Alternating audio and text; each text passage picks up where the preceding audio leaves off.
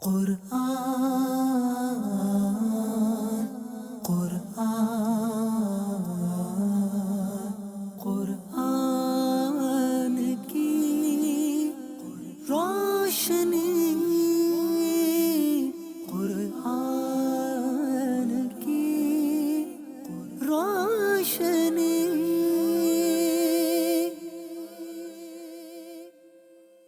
الحمدللہ رب العالمین والصلاة والسلام علی سید المرسلین، اما بعد فاعوذ باللہ من الشیطان الرجیم، بسم اللہ الرحمن الرحیم۔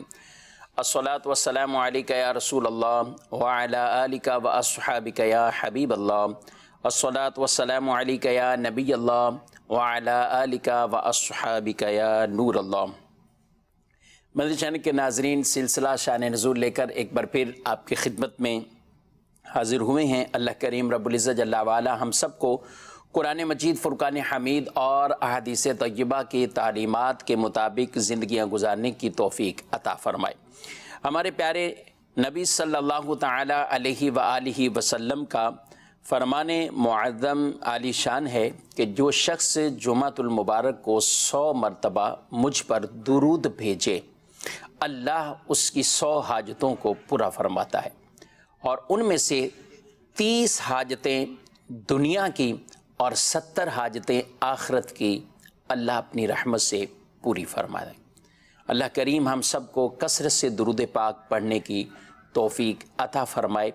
صلو علی الحبیب صلی اللہ تعالی علی محمد صلی اللہ علیہ وآلہ وسلم، صلاۃ و سلام علیک یا سیدی یا رسول اللہ وعلی آلک واصحابک یا سیدی یا حبیب اللہ۔ مدنی چینل کے ناظرین، قرآن مجید، فرقان حمید کی تعلیمات کو دیکھیں یا نبی اکرم صلی اللہ علیہ وآلہ وسلم کے ارشادات کو۔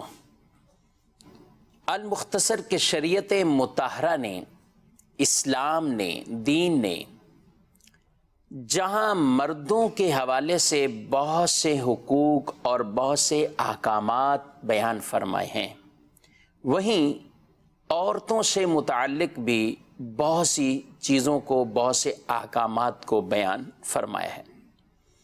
اللہ رب العالمین نے جہاں مردوں کے لیے ثواب، مردوں کے لیے انعامات، مردوں کے لیے احکامات یہ بیان فرمائے، وہیں عہد مسلم ایک عورت کا اسلام میں کیا مقام ہے، عورت کے لیے اسلام کیا حکم ارشاد فرماتا ہے، عورت کے لیے نیکیوں پر کیا اجر و ثواب ہیں، اور ایک عورت کو معاشرے میں رہتے ہوئے اسلامی طور پر کس انداز سے زندگی گزارنی ہے اور کس طرح شریعت مطہرہ کی پاسداری کرنی ہے، ہمارا اسلام اس کی تعلیم ارشاد فرماتا ہے۔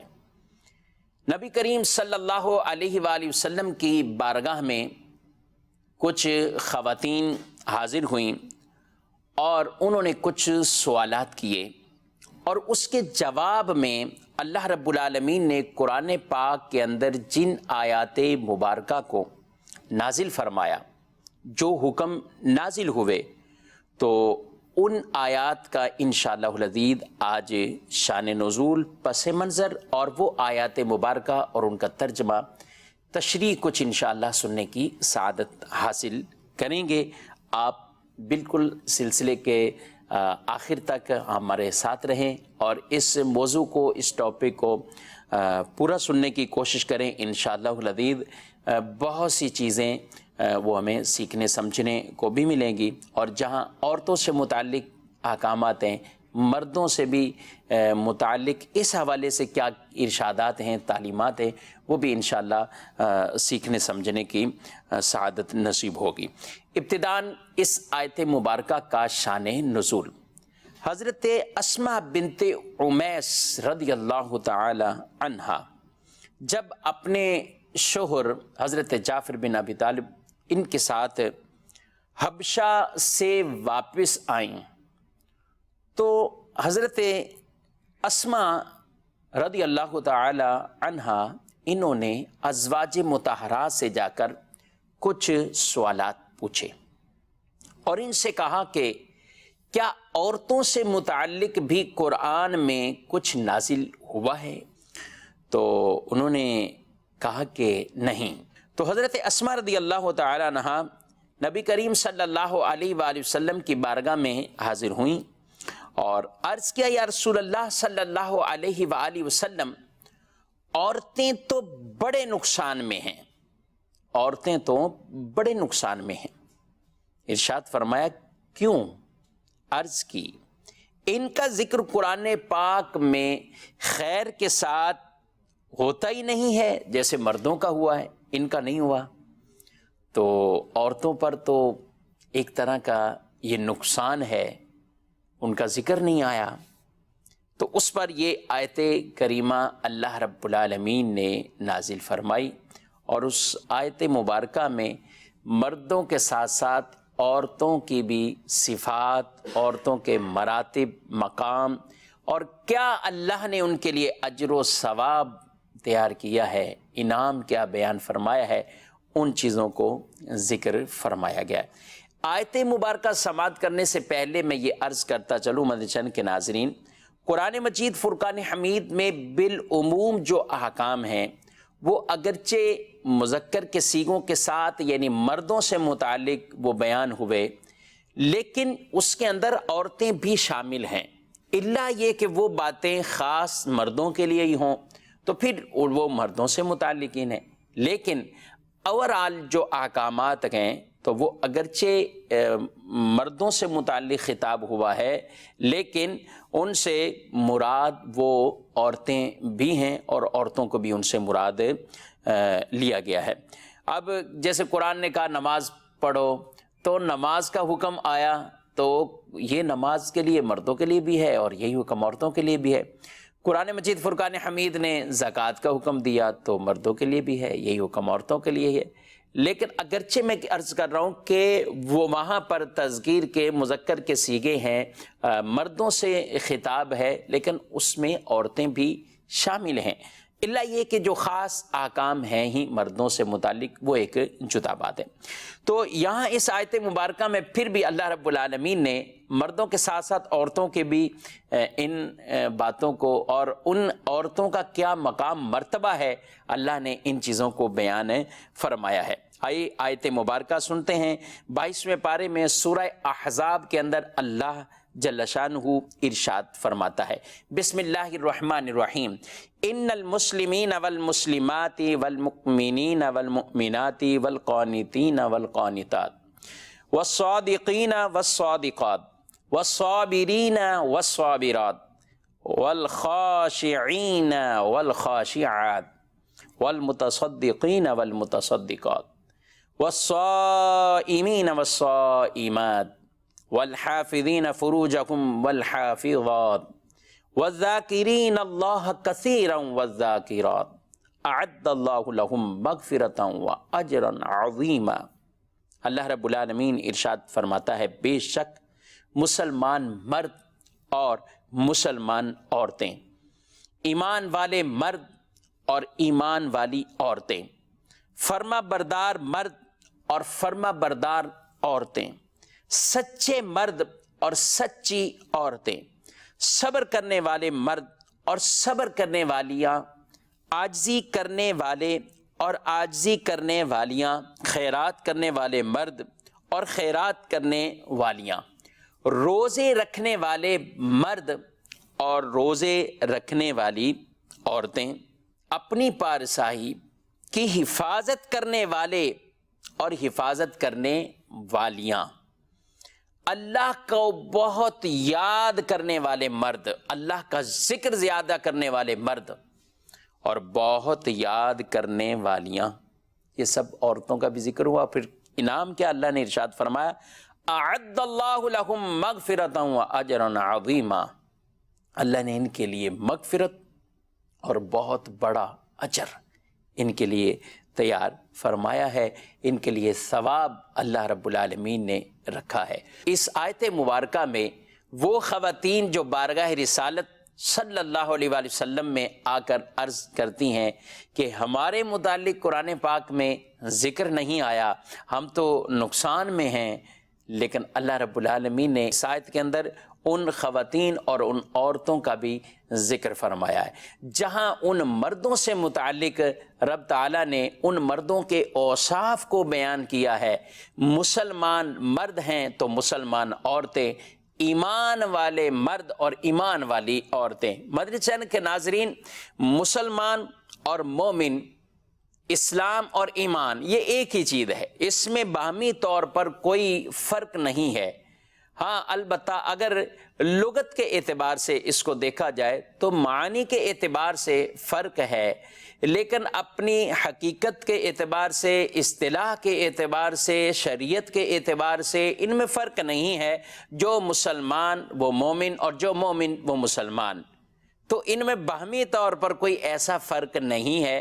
ہاں البتہ لغت کے اعتبار سے جو فرق بیان کیے گئے، ان کے معنی کے اعتبار سے فرق بیان کیے گئے، تو مسلمان، اسلام، اس کے جواب میں رسول مکرم صلی اللہ علیہ وآلہ وسلم سے جب پوچھا گیا اسلام کیا ہے، تو آپ صلی اللہ علیہ وآلہ وسلم نے وہاں اعمال کا ذکر فرمایا ہے، وہاں اعمال کا ذکر، وہاں نماز کا بھی ذکر فرمایا ہے، حج کا بھی، زکوٰۃ کا بھی، روزے رمضان کے یہ بھی فرمایا۔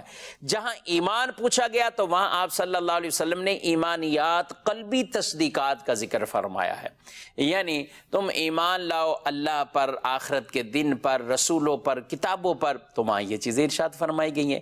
تو بعض اعتبار سے علماء نے، مفسرین نے اس کے اندر یہ فرق بیان کیا ہے کہ اسلام یہ وہ ہے کہ جو اپنے اوپر اسلامی احکامات کو نافذ کرنا، اسلامی احکامات پر عمل کرنا، اپنے سر کو اسلام کے احکامات کے آگے جھکا دینا، سر تسلیم خم جسے کہتے ہیں نا، وہ کر دینا، یہ اسلام اور ایمان، یعنی ان چیزوں کو سب ماننا، ایمان رکھنا، تصدیق کرنا، یہ سب کچھ ان کو ماننا، یعنی جو کچھ ضروریات دین ہے ان سب کو ماننے کا نام، ان پر ایمان لانے کا نام، تصدیق کرنے کا نام، یہ ایمان ہے، یہ اور ایسا شخص مومن کہلاتا ہے۔ تو مومن اور مسلم میں اس اعتبار سے کوئی فرق بیان نہیں کیا گیا، حقیقت کے اعتبار سے فرق نہیں ہے، معنی کے اعتبار سے یوں فرق بیان کیا گیا ہے۔ بعض نے یہ بھی بڑے مختصر سے جملے میں بھی فرق بیان کیا ہوا ہے کہ مومن وہ جو اللہ کو مانے، مراد اللہ، اور جو اللہ کے احکامات گئے، اللہ کے نبی ہیں، اللہ کے احکامات ہیں، سب کو مانے، اور مسلم وہ جو اللہ کی مانے، یعنی یہاں اطاعت والا معنی اس اعتبار سے کیا گیا، فرما برداری والا، اور مسلمان کو مسلمان کہتے ہی اس لیے ہیں کہ وہ اسلام لا کر پھر اپنی خواہشات، ان سب چیزوں کو پیچھے چھوڑتا ہے، اب اسلام کے آگے اپنے سر تسلیم کرتا ہے، اس کو خم کر لیتا ہے، یہی مسلمان ہے، اور اس کو مسلمان کہنے کی وجہ ہی یہی ہے۔ اللہ کرے ہم حقیقی طور پر اسلام کے تقاضوں پر اور اسلام کے ان معانی کے مطابق ہم عمل کرنے والے سچے مسلمان بن جائیں، اور خواتین وہ سچی اور حقیقی طور پر جو اسلام کے تقاضے ہیں اس اعتبار سے ان پر پورا اترتے ہوئے کامل مسلمان مرد بنے اور کامل مسلمان عورتیں بنیں۔ تو یہاں اللہ رب العالمین نے ان کے ذکر فرمائے، مردوں کے ساتھ ساتھ عورتوں کو، کہ یہ روزے رکھنے ہیں، یہ سچ بولنا ہے، صدقہ کرنا ہے، یہ سب چیزیں ہیں، تو یہ صرف مرد نہیں، عورتیں بھی کریں، ان کو بھی اپنی آخرت کے لیے تیاری کرنی ہے، وہ بھی آگے بڑھے۔ عام طور پر خواتین کے اندر یہ بات ہوتی ہے، صدقہ کرنا ہے، ہاں بھی مرد لائے گا پیسے تو صدقہ کریں گے، ٹھیک ہے مرد لائے پیسے ہم صدقہ کر دیں گے، اچھا بھائی زیورات ہیں بیوی کی ملکیت میں، سب کچھ ہے، زکوٰۃ او مرد دے، شریعت کی طرف سے مرد پر اس اعتبار سے تو لازم واجب نہیں ہے کہ وہ بیوی کے بھی مال کی زکوٰۃ دے، لیکن مرد دیتا ہے اور اپنی مرضی منشا سے دیتا ہے، اور ہمارے ہاں عمومی طور پر دی جاتی ہے، عورت کی اجازت اس میں شامل ہوتی ہے، زکوٰۃ ادا ہو جائے گی، المختصر یہ۔ لیکن خواتین کو بھی، عورتوں کو بھی چاہیے کہ جہاں مرد وہ ثواب حاصل کرتے ہیں، عورتیں بھی اس حوالے سے اپنے جمع کیا ہوا مال، جمع پونجی ہوتی ہے ظاہر ہے، اپنے خرچ سے بچائے ہوئے اپنے ذاتی مال بھی ہوتے ہیں، زیورات بھی ہوتے ہیں، تو اللہ کی راہ میں اس انداز سے کبھی خرچ کریں اور اپنا قیمتی مال اور اپنا محبوب ترین مال، چاہے زیورات کی صورت میں ہو چاہے کسی اور صورت میں ہو، تو وہ اللہ کی راہ میں عورتوں کو بھی اس طرح خرچ کر کے، خیرات کر کے، صدقہ دے کر وہ یہ مقام مراتب حاصل کرنے چاہیے۔ مردوں کے لیے وہ بھی روزے رکھیں، روزے عام بھی رمضان کے علاوہ نفلی طور پر مرد بھی رکھتے ہیں، عورتیں بھی رکھتی ہیں۔ ماشاءاللہ کئی عورتیں، خواتین ایسی ہیں کہ ابھی جیسے رجب المرجب ہے اس مہینہ، پھر اس کے بعد شعبان المعظم، تو فرض تو روزے سب پر رمضان کے ہیں، مرد و عورت وہ سب اس میں پھر اس طرح کوئی فرق نہیں، لیکن نفلی طور پر بھی یہ کام کر کے عورتیں بھی وہ مقام اور وہ مرتبہ حاصل کر سکتی ہیں۔ پھر یہاں چند باتوں کو ذکر فرمایا گیا کہ اللہ کا ذکر کرنے والے وہ مرد بھی اور اللہ کے ذکر کرنے والی عورتیں بھی، ان کا بیان ہوا۔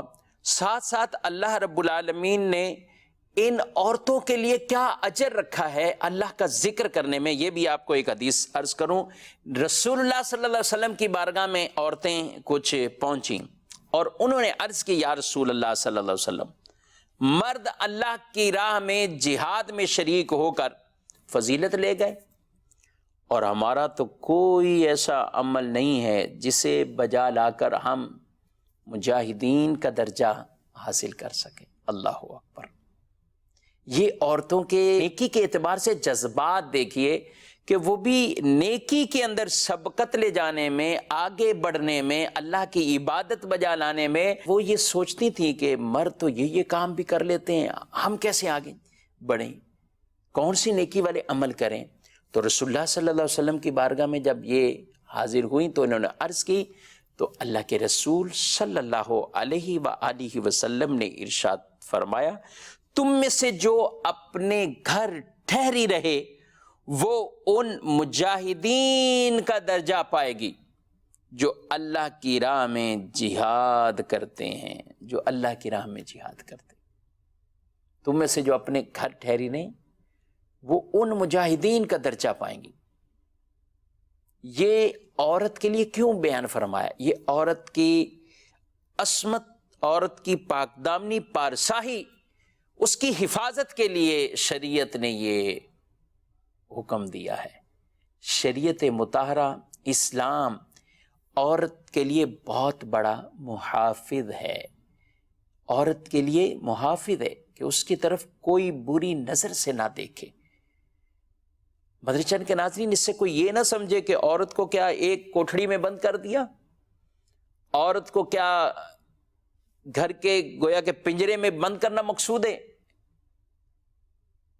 آج کل اس طرح کی باتیں مشہور کر دی جاتی، کیا یہ عورت کے رائٹس نہیں ہے، یہ نہیں ہے، یہ نہیں ہے۔ ارے اسلامی دائرہ کار کے مطابق رہتے ہوئے عورتوں کے لیے کئی چیزوں کی اسلام نے اجازت عطا فرمائی ہے، جی ہاں بالکل دی ہیں، لیکن شریعت کو مقصود کیا ہے؟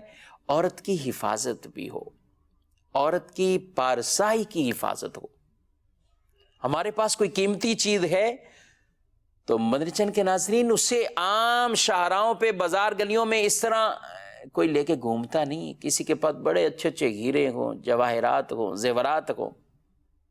زیور تو کوئی گھر کی بھی عورتوں کو نہیں پتا ہوتا زیور رکھے ہوئے کہاں، گھر کے بچوں کو نہیں پتا ہوتا، گھر کے تمام فیملی کے افراد ان کو نہیں پتا ہوتا کہ یہ قیمتی چیزیں ہیں کہاں رکھی ہوئی ہیں۔ کیوں؟ کیونکہ گھر کے بڑے سمجھدار ہیں، سیانے ہیں، وہ بڑے سنبھال کے رکھتے ہیں۔ سمجھانے کے لیے عرض کر رہا ہوں کہ جو قیمتی چیز ہے اسے سنبھالا جاتا ہے، اسے باہر ادھر ادھر ایسے نہیں ڈال دیا جاتا۔ کیوں؟ کیونکہ اس کی حفاظت ہو۔ تو عورت کی بھی شریعت مطہرہ نے حفاظت کی ہے اس اعتبار سے کہ ان عورتوں کی عفت، پاک دامنی، پارسائی کی حفاظت ہو اور ان کی عزت کا تحفظ ہو، اس لیے فرمایا اپنے گھر میں یہ ٹھہرے۔ اور اللہ ان کو کیا اجر و ثواب عطا فرمائے. مجاہدین کو جو ثواب ملتا ہے درجہ جہاد کے اندر جو ثواب ہے وہ ان عورتوں کو گھر پہ رہنے پر اللہ ثواب عطا فرماتا ہے. تو اللہ کریم ایسی اسلامی سوچ اور فکر یہ نصیب فرمائے، اور جس کے اندر تمام عورتیں بھی وہ اسلامی طور پر اسلامی اقدار کے مطابق اسلامی احکامات کے مطابق کاش اپنی زندگیاں وہ گزارنے والی بنیں. اسلام نے ان کے لیے ہی یہ حکم ارشاد فرمایا ہے تاکہ کسی بد نیت کی کوئی بری نظر اس طرف نہ جائے، بری نیت نہ ہو. تو اس اعتبار سے اسلام نے حیا کا وہ ہمیں درس دیا ہے، حکم ارشاد فرمایا، اور فرمایا کہ وہ اپنے آپ کو گھر میں رکھتی ہیں تو اس میں ان کے لیے بہت زیادہ اجر و ثواب ہے. شریعت نے کچھ تقاضے بیان کیے ہیں، ان تقاضوں کے مطابق احکامات کے مطابق اگر عورت نوکری کے لیے جاتی ہے تو شریعت اس کو منع تھوڑی کرتی، شریعت اس کو اجازت دیتی، اسلام اس کو اجازت دیتا ہے. لیکن کیا ہے، اسلامی تقاضے وہ پورے ہوں کہ جس اعتبار سے گھر سے نکلنے اور وہاں جاب کرنے کی اسلام انہیں اجازت دیتا ہے. تو اسلامی احکام کے اندر اس طرح کی وہ بندش یا تنگ نظری نہیں ہے جس طرح لوگوں کو پھیلایا جاتا ہے اور اسے عام کہہ دیا جاتا ہے. نہیں، یہ مولویوں نے مسئلہ بنایا ہوا ہے، یہ تو علماء کا مسئلہ ہے، مولویوں کا مسئلہ ہے. نہیں، مدرسہ کے ناظرین، کوئی بھی عالم، کوئی بھی مولانا اپنی طرف سے یوں باتیں نہیں پھیلاتے. وہ اسلام کے مبلغ ہیں. وما علینا الا البلاغ المبین. صرف جو اسلامی تعلیم ہے وہی آگے پہنچاتے. اب اسی میں ہی کسی کو اگر مشکل لگتی ہے تو وہ ڈائریکٹ اسلامی حکم کے بارے میں تو کچھ نہیں کہہ سکتے. کیوں؟ ان کو پتہ ہے معاشرے کے اندر ہمیں اس نظر سے نہیں دیکھا جائے گا، ہمارے خلاف احتجاج ہوگا، سوشل میڈیا ہے، ہمارے خلاف آوازیں اٹھیں گی. تو اب اس طرح تو کوئی نہیں کہہ سکتا کہ پردے کا بالکلیہ یوں انکار کر دے، نماز کا انکار کر دے، روزے کا انکار کر دے، حج پہ جانے کا انکار کر دے، قربانی میں. لیکن دوسرے اعتبار سے گھما پھرا کر کئی مرتبہ یہ انہی چیزوں کو ٹارگٹ کیا جاتا ہے، اسلامی معاملات کو ٹارگٹ کیا جاتا ہے. حج کا معاملہ آئے گا، غریب یاد آ جائیں گے. قربانی کا معاملہ آئے گا، کچھ باتیں ایسی پھیلا دے جائیں گے، نہیں نہیں غریبوں کا حوالے سے دیکھو. تو یہ ایسے لوگ عام طور پر وہ اسلامی احکامات کے مطابق، یعنی ان کے لیے ڈائریکٹ تو نہیں بول سکتے لیکن گھما پھرا کر اس کو کہ یہ مولانا کو یہ دیکھنا چاہیے، علماء کو یہ دیکھنا چاہیے، اور وہ اس طرح ان چیزوں کو ذکر کر جاتے. تو ہمارا اسلام وہ بہت خوبصورت اسلام ہے اور اس کی تعلیم بالکل واضح ہے. تو نبی کریم صلی اللہ علیہ وسلم نے یہاں ان خواتین کو جو تسلی دی اور ان کے لیے ثواب بیان فرمایا، وہ درجہ جہاد والا ان کے لیے ثواب ارشاد فرمایا. اور آگے پھر ارشاد فرمایا اللہ رب العالمین نے کہ پاک دامنی اپنی عفت کا خیال کرنے والے مرد اور اپنی پاک دامنی پارسائی کی حفاظت کرنے والی عورتیں، یہ بھی ان عورتوں میں ان کو شمار کیا ہے جو بہترین عورتیں ہیں اور جن کے لیے اللہ نے مغفرت اور اجر عظیم کا وعدہ فرما لیا ہے، بشارت دے دی ان کے لیے، یہ کام کریں اللہ ان کو یہ عطا فرما دے. تو یہ ہمارے اسلام کا، ہمارے دین کی یہ خوبصورت تعلیم ہے. اللہ نے مردوں کو ارشاد فرمایا ہے قُل لِّلْمُؤْمِنِينَ يَغُضُّوا مِنْ أَبْصَارِهِمْ وَيَحْفَظُوا فُرُوجَهُمْ. اے محبوب آپ ان سے فرماؤ، مردوں سے، مومن مردوں سے، یہاں حکم مومن مردوں سے، کہ آپ مومن مردوں سے یہ کہہ دیں کہ وہ اپنی نگاہیں جھکائیں اور اپنی پارسائی کی حفاظت کریں.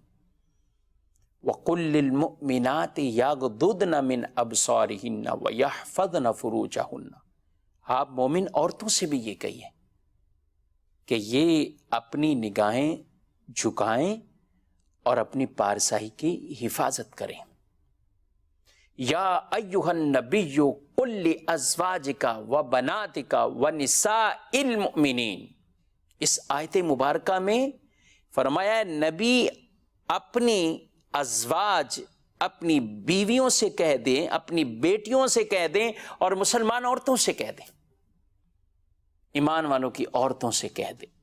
تو یہ تو حکم ایمان والوں، جو اسلام والی عورتیں ہیں، خواتین ہیں، وہ تو ظاہر ہیں ان احکامات کے آگے ہمارا رب ہمیں یہ ارشاد فرماتا ہے، تو وہ اپنے سر تسلیم خم کریں گی، وہ ان چیزوں کو مانیں گی کہ ہمارے رب نے ہمیں یہ پردے کا حکم دیا، ہمارے رب نے ہمیں حیا کا حکم دیا ہے، ہمارے رب نے ہمیں اس انداز سے زندگی گزارنے کا حکم دیا ہے۔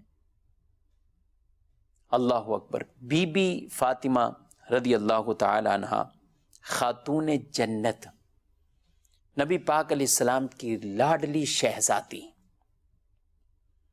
آپ کے بارے میں آتا ہے کہ قیامت کا جب دن ہوگا تو ایک منادی ندا کرے گا، ایک پکارنے والا پکارے گا، اے مجمع محشر والو، اے اہل مجمع، اپنی نگاہیں جھکا لو فاطمہ بنت محمد صلی اللہ علیہ وسلم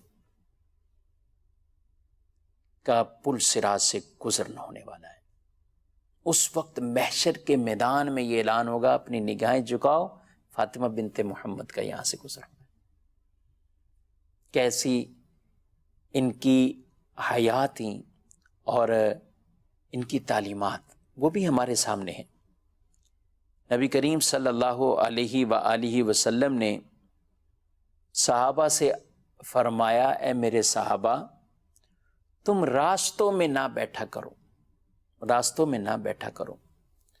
عرض کی، یا رسول اللہ صلی اللہ علیہ وسلم، راستوں میں بیٹھے بغیر ہمارا گزارا ہی نہیں ہوتا، ہم وہاں بیٹھ کر کچھ باتیں کرتے ہیں، یعنی کچھ ملتے ہیں، کبھی گلی محلے کے افراد جو ہوتے ہیں عام طور پہ کچھ بیٹھ جاتے ہیں، تو وہاں بیٹھ کر ہم کچھ باتیں کر لیتے ہیں۔ آپ صلی اللہ علیہ وسلم نے فرمایا، اگر بیٹھنا ہی ہے تو پھر راستوں کے حقوق بھی ادا کرو، راستوں کے حقوق بھی ادا کرو۔ عرض کی گئی، یا رسول اللہ صلی اللہ علیہ وسلم، یہ راستے کے حقوق کیا ہیں؟ فرمایا، سب سے پہلا حق جو ارشاد فرمایا، غض بصر، اپنی نگاہ کو نیچے رکھنا، اپنی نگاہ کو نیچے رکھنا، تکلیف دہ چیز کو دور کرنا، سلام لینے والے کا جواب دینا، نیکی کی دعوت دینا اور برائی سے منع کرنا، یہ راستے کے حق ہیں۔ یعنی کبھی بیٹھنا بھی پڑ جائے راستوں میں تو کچھ خاص مقصد کے تحت بیٹھنا ہے تو اس انداز سے بیٹھو، اس کے لیے یہ نہیں کہ تمہارا بیٹھنا وہاں پہ لوگوں کے لیے تکلیف دہ بن جائے، تمہارے بیٹھنے کی وجہ سے کوئی بہن، کوئی بیٹی وہاں سے گزر نہ پائے۔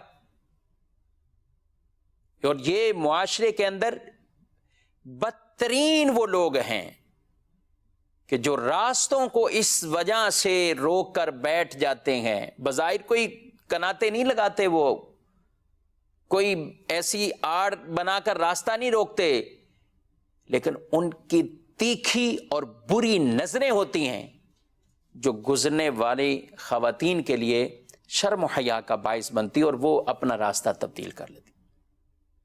یہ افراد اچھے نہیں کہ جن کی وجہ سے کسی بیٹی، کسی ماں، کسی بہن کو اپنا راستہ تبدیل کرنا پڑ جائے۔ راستے میں کبھی بیٹھنا ہو تو کسی کو خوف زدہ نہ کریں، اپنی نگاہ کو نیچی رکھنا، یہ راستے کا پہلا حق رسول مکرم صلی اللہ علیہ وآلہ وسلم نے بیان فرمایا کہ اس انداز سے راستے میں بیٹھنا ہے تو یوں بیٹھو۔ کتنی خوبصورت تعلیم ہے۔ فرمایا پھر راستے میں کوئی تکلیف دہ چیز نظر آئے اسے ہٹا دو، کسی آنے والے کو ٹھوکر نہ لگ جائے، کسی کی گاڑی ہے، کوئی بائک ہے، کسی کو نقصان نہ پہنچے، کسی چلنے والے کو کسی طرح کے ٹھوکر لگے اور وہ گر نہ جائے، آپ اس کا خیال کرو اور راستے سے تکلیف دہ چیزیں ہٹا دو۔ وہ لوگ سوچیں جو تکلیف دہ چیزیں ہٹانے کی بجائے تکلیفیں دینے کا سامان کرتے ہیں، اپنے گھر سے پھینک دیا شاپر کچرے کا، نیچے چل بھی جا، اپنی دکان کے آگے سے سب سامان صاف کیا، صفائی کی، ستھرائی کی، سب کچھ کیا اور راستے میں لا کر اسے ڈال دیا۔ اچھے معاشرے کے لوگ یہ انداز نہیں اختیار کرتے۔ ہمیں بھی یہ اسلامی تعلیمات کے مطابق اپنے احوال کو تبدیل کرنا ہوگا اور انہیں دیکھنا ہوگا۔ فرشن کے ناظرین، ہم عرض کر رہے تھے کہ بہترین عورتیں کون سی ہیں۔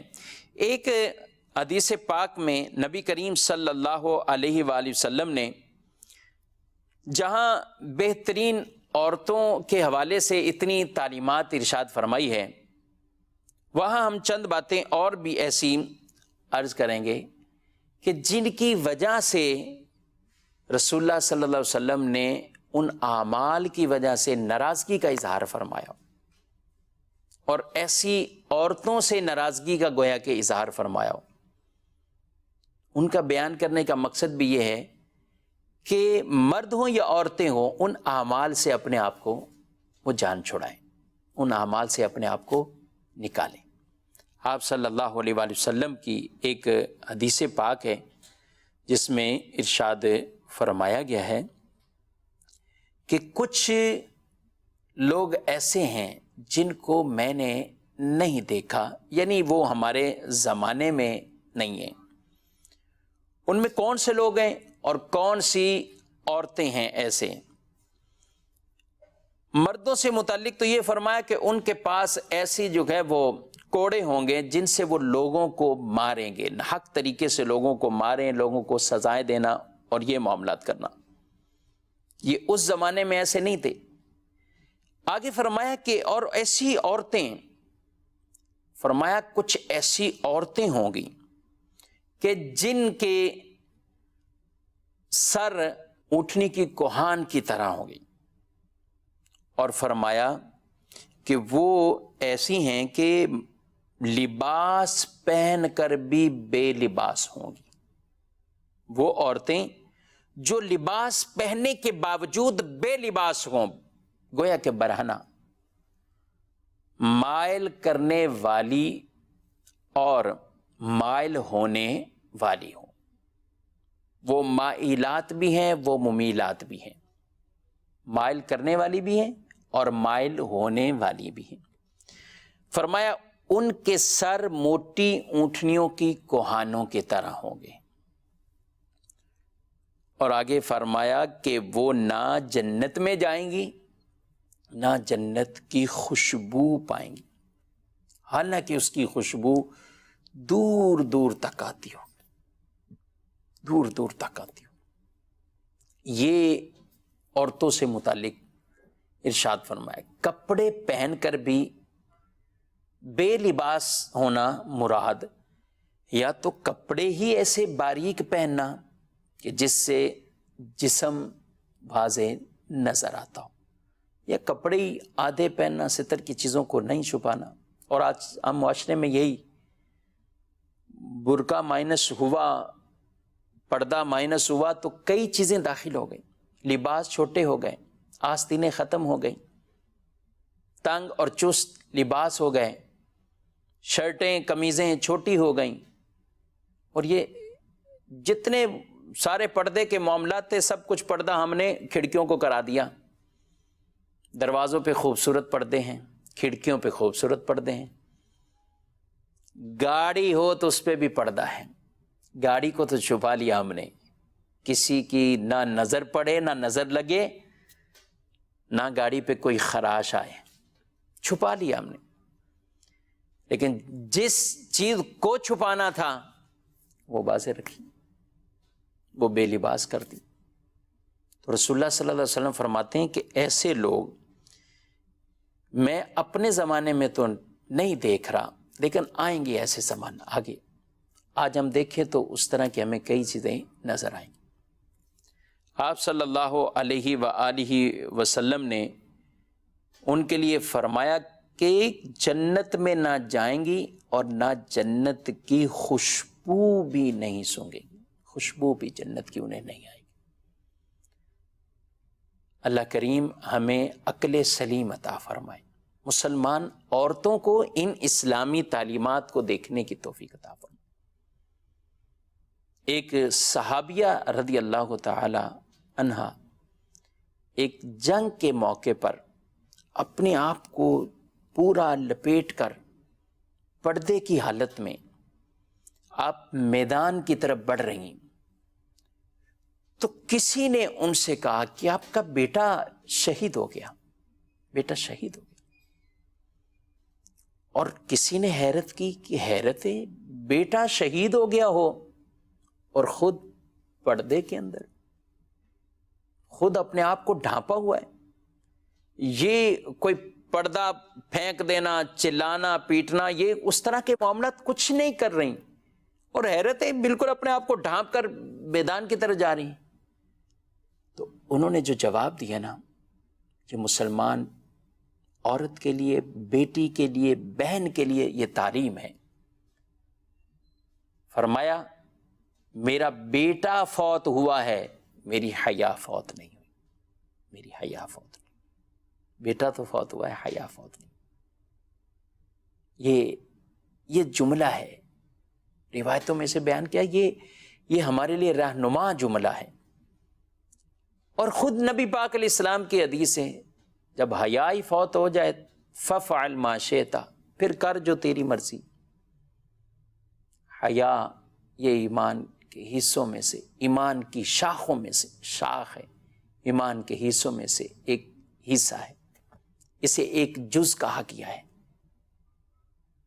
تو جس معاشرے کے اندر پردے کی رعایت ہوتی ہے، حیا کی رعایت ہوتی ہے، آنکھوں میں حیا ہو، ذہنی فطور نہ ہو، ذہنی خدشات نہ ہو، برائیاں نہ ہو، وساوس نہ ہو، وہ معاشرہ اسلامی طور پر بڑی ترقی پاتا ہے، اچھائی کی طرف بڑھتا ہے۔ اور یاد رکھیں، اسلامی تعلیمات ترقی کے لیے رکاوٹ نہیں۔ یہ ایسے ہی لوگ مشہور کر دی جاتی ہے باتیں کہ یہ اسلامی طور پر یہ عمل کریں گے تو ترقی میں رکاوٹ۔ پردے کے لیے کون سی ترقی میں رکاوٹ ہو جائے گی؟ نماز پڑھنے میں جو وقت لگتا ہے اس میں کیا ہماری کون سی دنیاوی ترقیاں رک جائیں گی؟ نہیں رکیں گی۔ اسلامی معاملات ساتھ چلاتے چلاتے کئی معاملات میں آپ دیکھیں تو کتنے کام کرتے ہیں لوگ، تو یہ کہیں اسلامی احکامات ترقی میں رکاوٹ نہیں ہے،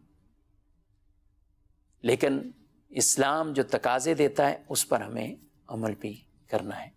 اللہ کریم آنکھوں کی حیا عطا فرمائے، اور ذہن کو، دل کو ایسے گندے خیالات سے، وساوس سے رب تعالیٰ ہمارے ذہن و دماغ کو پاک صاف فرما دے۔